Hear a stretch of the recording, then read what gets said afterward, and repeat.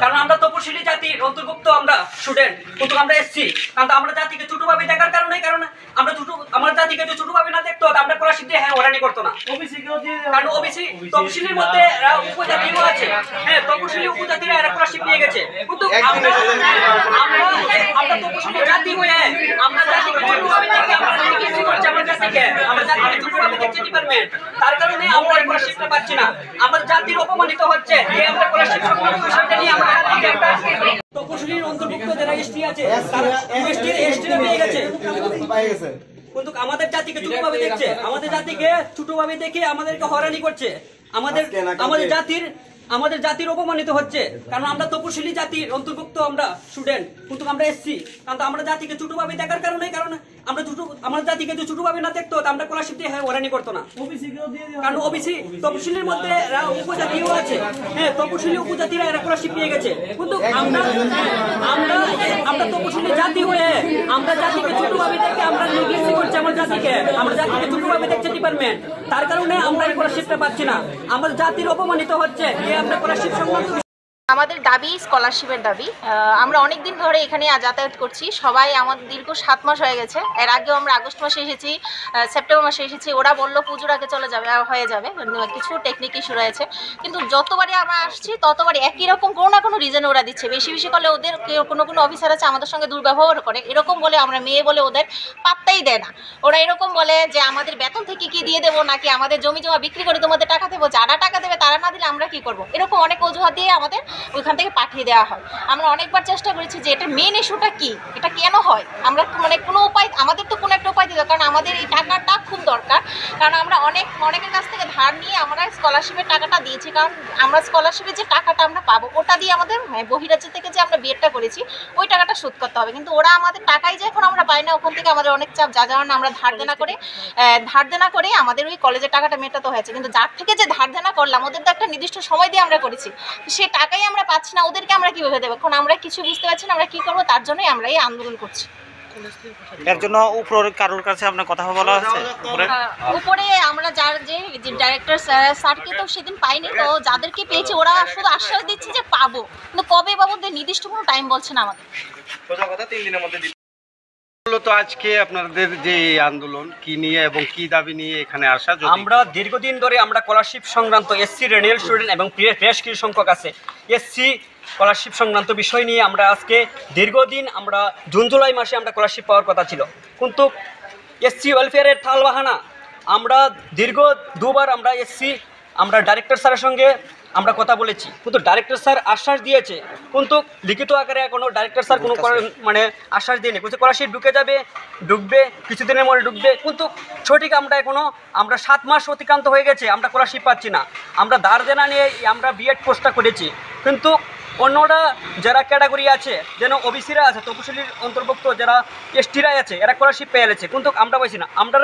আমরা জাতিকে ছোটোভাবে দেখছে, কারণ অন্যরা ক্যাটাগরি আছে, এরা স্কলারশিপ পেয়ে গেছে, কিন্তু আমরা স্কলারশিপ পাচ্ছি না।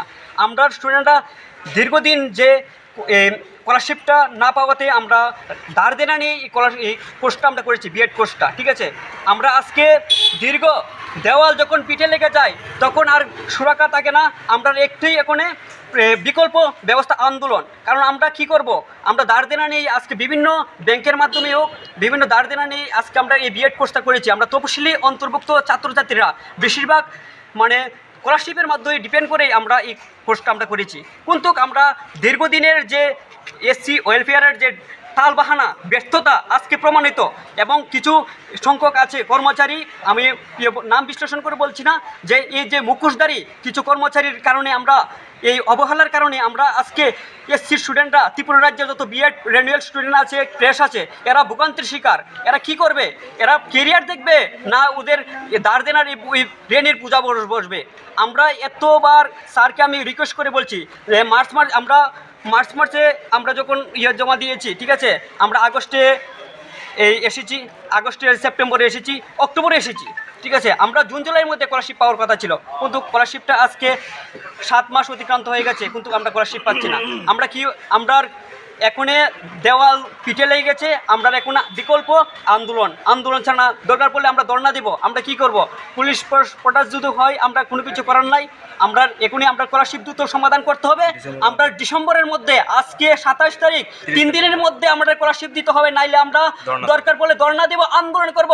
দরকার পড়লে আমরা কোনো কিছু করার নাই। আমরা অনেক ধার দেনা নিয়ে এসেছি, ধার দেনা আমরা আজকে কীভাবে আমরা পূরণ করব? বাবা, আমরা স্কলারশিপটা মেনলি আমরা এই এর মধ্যেই আমরা এর মধ্যে পূজা করে এসেছি। কতজন আছেন আপনারা? আমরা স্টুডেন্ট প্রায় 2000-এর মতো স্টুডেন্ট প্রায় আছে। সবাই কি রেনুয়াল আছে, কিছু সংখ্যক ফ্রেশও আছে। না সবাই কি রাজ্যেই বিএড হ্যাঁ, করতে? রাজ্যে না, বহিরাজ্যে পশ্চিমবঙ্গ, ওয়েস্ট বেঙ্গল এখানে আমরা বিএড করছি। এর আগে কতবার এসেছেন আপনারা? এর আগে আমরা 3-4 বার এসেছি।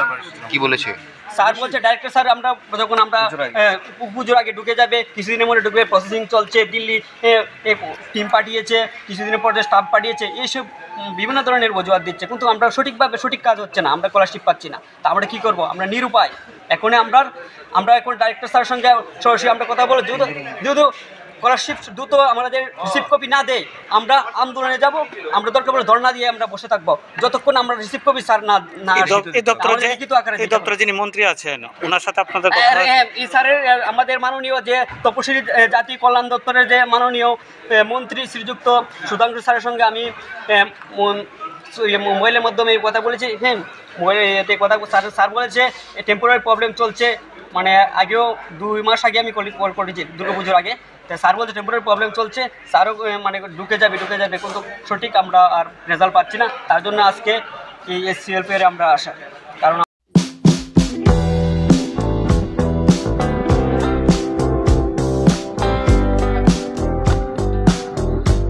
I believe in homeopathy and I also extend a big thank you to Dr. Batra's whole team.